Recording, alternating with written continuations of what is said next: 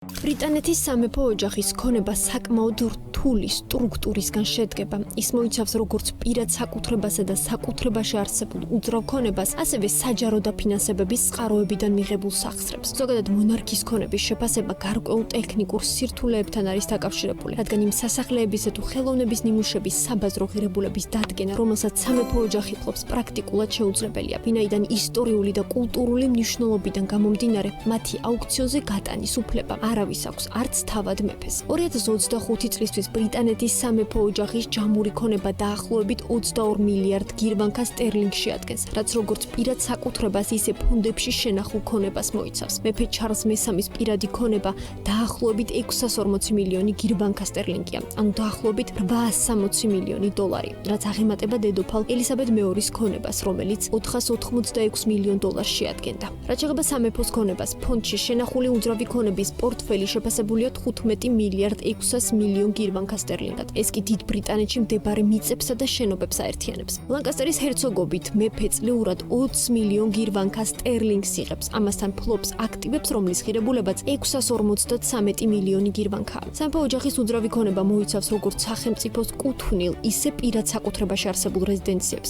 სახელმწიფოს საკუთრებაში არსებული რეზიდენციაა ბუკინგემის სასახლე, მონარქის ოფიციალური ლონდონის რეზიდენცია 775 ოთახით. ამასთან უინძორის სასახლე, სოფლიოში ყველაზე დიდი და ძველი სასახლე, რომელიც ასევე ცერემონიებისთვის გამოიყენება. ჰოლირუდ ჰაუსის სასახლე, რომელიც შოტლანდიაში მეფის ოფიციალური რეზიდენცია. სახელმწიფო საკუთრებაშია ჰილსბოროს სასახლე, ოფიციალური რეზიდენცია, რომელიც ჩრდილოეთ ირლანდიაში მდებარეობს. პირად საკუთრებაში არსებული რეზიდენციები კი ბალმორალის სასახლეს აერთიანებს. ის მდებარეობს შოტლანდიაში და შეფასებულია 278 მილიონ დოლარად. პირადი საკუთრებაა სანდრინგემის სახლი, ნორფოლკში, რომლის ღირებულებაც 73 მილიონი დოლარია. მეფე ჩარლზის საკუთრებაა ჰაიგროვის სახლი და ლივაინ ვერმონტი. სამეფო ოჯახის ქონება ასევე აერთიანებს კენსინგტონის სასახლეს, რომელიც სამეფო ოჯახის რამდენიმე წევრის საცხოვრებელი ადგილია. ლონდონში მდებარე კლარენსის სახლი მეფე ჩარლზისა და დედოფალ კამილას საკუთრებაა. წმინდა ჯეიმსის სასახლე ერთ-ერთი უძველესი სამეფო სასახლეა ლონდონში, რომელიც ოფიციალური ღონისძიებებისთვის გამოიყენება, ასევე ფროგმორის კოტეჯი.